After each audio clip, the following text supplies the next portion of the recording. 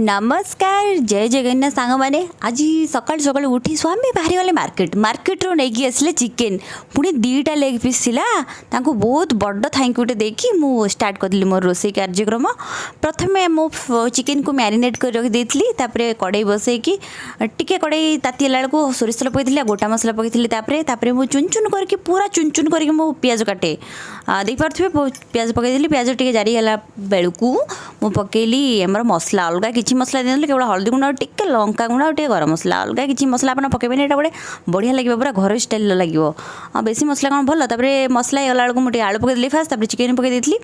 अपेक्षा करते के जल्दी चिकेन है मुझे चकुलटा बनवा चकुली चिकेन आज रात खाइबार अच्छी तो से आमर चिकेन आमर रेडी टे पानी दे घोड़े देती एपटे बनी गरम गरम गोल गोल चकुली पिठा आउ चिकेन राति चकुली चिकेन खाई आम जाइलु शोया को जब मोर वीडियो मैंने भल लगी लाइक शेयर कमेंट सब्सक्राइब निश्चिंत करेंगे।